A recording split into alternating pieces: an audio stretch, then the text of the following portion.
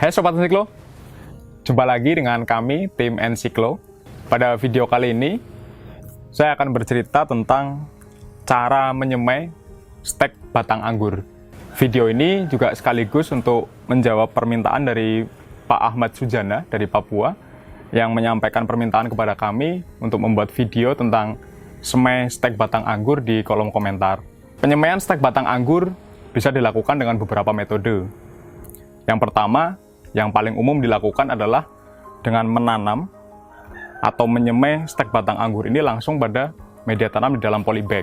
Ini yang paling umum digunakan. Teman-teman biasanya memilih media tanam yang poros, bisa dari campuran tanah berpasir dan juga arang sekam. Kemudian ada juga metode lain selain menanam langsung di dalam media tanam di polybag. Ada teman-teman yang melakukan penimbunan atau pemeraman untuk menumbuhkan akar dan juga tunas dari batang steknya. Kemudian ada juga metode lain yang bisa dilakukan untuk semai stek batang anggur dengan media air atau lebih dikenal dengan stek air. Masing-masing dari metode ini memiliki kelebihan dan kekurangannya masing-masing. Misalkan ketika kita menanam langsung pada media tanam di dalam polybag, risikonya adalah yang pertama, ketika kelembaban media tanam tidak terjaga dengan baik, misalkan pada situasi tertentu terlewat media tanam menjadi kering, maka otomatis stek batang anggur yang kita tanam pun akan ikut kering. Kemudian pada situasi yang lain, ketika melakukan penyemaian dengan media tanam langsung di polybag seperti ini, jika menyiramnya terlalu banyak sehingga media tanam terlalu basah, maka memungkinkan juga stek batang ini ketika baru tumbuh akar, akarnya bisa menjadi busuk. Nah, ketika menggunakan metode penimbunan, misalkan menggunakan kokopit atau serbuk kayu yang umum digunakan oleh teman-teman pehobi anggur, risiko pada batang stek ini adalah ketika proses pemindahan. Jadi ketika sudah ditimbun, kemudian sudah tumbuh akar dan juga tunas di batangnya, maka ketika dipindahkan pada media tanam yang baru, misalkan pada media tanam di polybag atau di pot kayak gitu, maka ada risiko juga akar bisa busuk atau tunas batangnya juga busuk. Nah, masing-masing punya risiko.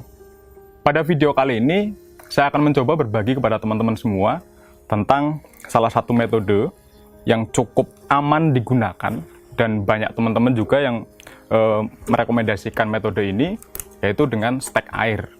Nah, di sini saya sudah menyiapkan, di sini ada potongan botol air mineral ya.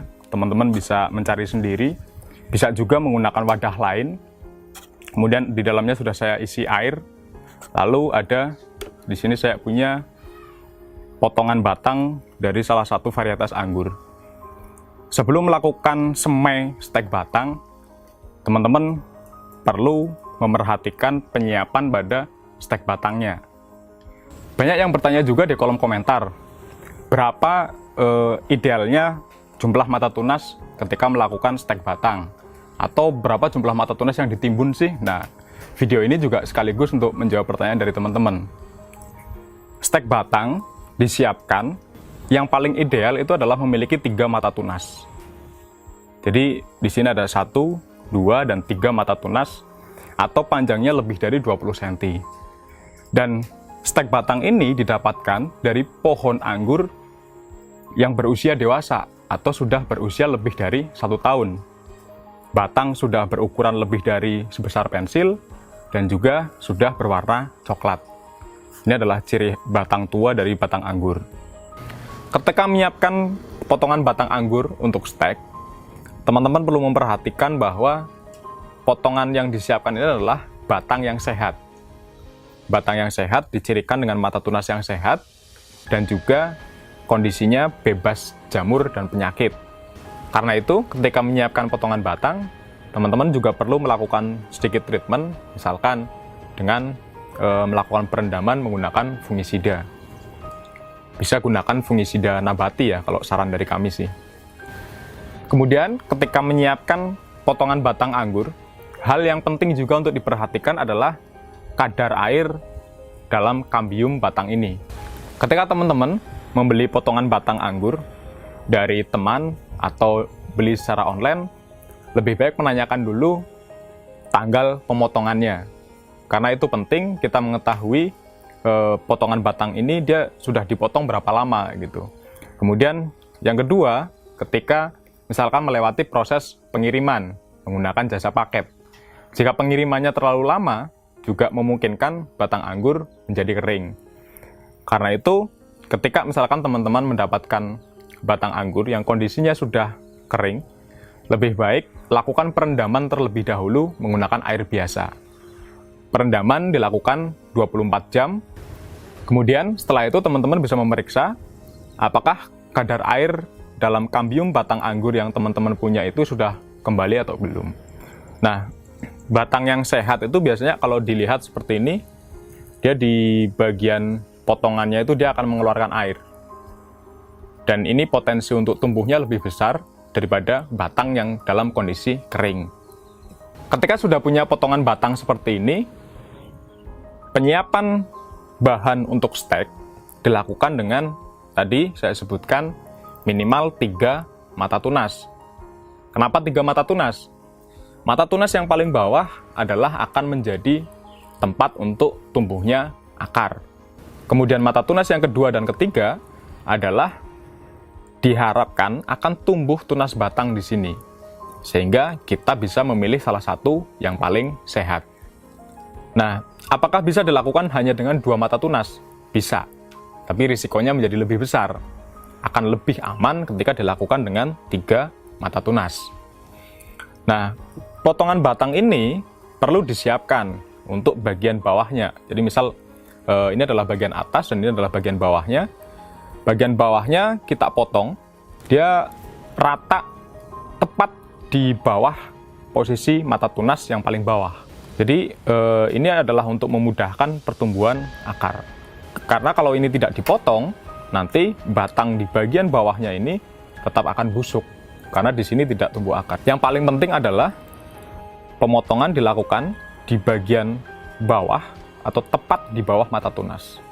Sehingga area di sekitar mata tunas ini akan menjadi tempat tumbuh akar. Saya akan memotongnya ya. Untuk pemotongannya, jadi misalkan ini adalah mata tunas yang paling bawah ya. Kita ambil tepat di bagian bawahnya. Jadi di sini. Nah, ini nanti posisinya akan seperti ini dan akar akan tumbuh dari area di sekitar mata tunas ini. Untuk di bagian atasnya kita bikin untuk potong secara miring. Ketika potongan batang yang disiapkan untuk stek ini sudah siap, teman-teman bisa melakukan perendaman di bagian bawahnya dengan menggunakan zat perangsang tumbuh atau juga bisa menggunakan air bawang merah. Kalau kami biasanya menggunakan air bawang merah karena bawang merah itu menjadi salah satu bahan yang cukup bagus untuk perangsang tumbuh akar. Jika stek batangnya sudah siap, selanjutnya kita hanya tinggal melakukan proses penyemaian. Nah, ketika menggunakan stek air atau semai dengan menggunakan media air, kita perlu menyiapkan wadah seperti ini, lalu diisi dengan air. Saya menyarankan menggunakan air sumur, jangan menggunakan air dari perusahaan air minum ya, karena ada beberapa perusahaan air minum yang dia pada proses penjernihan airnya menggunakan campuran kaporit atau bahan lainnya. Wadah yang digunakan, teman-teman juga bisa pakai gelas plastik atau jenis wadah lainnya, yang penting dia bening ya. Jadi ketika akar sudah tumbuh, kita bisa melihatnya dengan jelas. Nah, air, kita cukup memasukkan air, dia kisaran 1 sampai dengan 3 cm. Jadi kira-kira cukup untuk merendam bagian mata tunas yang paling bawah seperti ini. Dan pastikan bahwa posisinya vertikal. Selanjutnya, ketika sudah seperti ini, kita tinggal menyimpannya di tempat yang teduh. Jangan terkena matahari secara langsung. Langkah lainnya, kita perlu mengganti air yang ada di dalam wadah ini 2 atau 3 hari sekali. Tujuannya adalah untuk menjaga agar air tidak sampai keruh. karena ketika air keruh, itu bisa menjadi sumber dari penyakit. Selain mengganti air secara rutin, 2 atau 3 hari sekali, ada juga metode lain yang bisa digunakan untuk menjaga air tetap jernih. Teman-teman bisa memasukkan potongan dari arang, baik arang kayu maupun arang batok kelapa, dalam jumlah yang sedikit saja, dimasukkan di dalam airnya.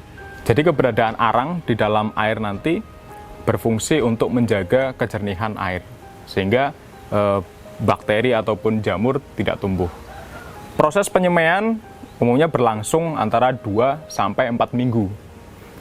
Nah, nanti tinggal ketika teman-teman melakukan penyemaian, bisa diamati pertumbuhannya, baik pertumbuhan akar maupun pertumbuhan tunas batangnya. Ketika proses penyemaian stek batang anggur ini sudah berhasil, ditandai dengan akar yang tumbuh lebat di bagian bawahnya, selanjutnya kita bisa memindahkan pada media tanam di dalam polybag. Nah, media tanam yang digunakan untuk penanaman stek batang anggur ini juga harus diperhatikan komposisinya. Kita bisa menggunakan tanah lempung berpasir yang dicampur dengan arang sekam. Artinya media tanam yang bersifat poros. Karena kalau sampai media tanamnya tidak poros, nanti pertumbuhan awal dari akar stek batang anggur ini akan terhambat. Kemudian yang kedua, yang perlu diperhatikan juga adalah terkait dengan pH atau tingkat keasaman tanah. pH yang dibutuhkan untuk media tanam anggur adalah berkisar antara 6,5 sampai dengan 7,5 atau disebut pH netral. Kemudian ketika stek batang sudah ditanam di media tanam di polybag, teman-teman perlu menyimpannya di tempat yang teduh dan menjaga kelembaban media tanamnya. Lembab bukan berarti basah. Karena itu, jangan sering-sering melakukan penyiraman. Perlu memantau, jika media tanam menjadi kering, kita baru melakukan penyiraman secukupnya. Tapi ketika media tanam tetap dalam kondisi lembab, tidak perlu dilakukan penyiraman. Karena jika pemberian air secara berlebihan, justru akan membuat akar dari stek batang anggur menjadi busuk. Seperti itu teman-teman, sedikit pengetahuan yang bisa kami bagikan. Semoga video ini bisa menjawab pertanyaan dari beberapa teman yang menanyakan terkait dengan stek batang anggur. Sampai bertemu lagi pada video berikutnya. Dan jika teman-teman mendapati video ini bermanfaat, silahkan subscribe dan nyalakan loncengnya agar ke depan bisa mendapatkan update video-video terbaru dari kami. Terima kasih, salam.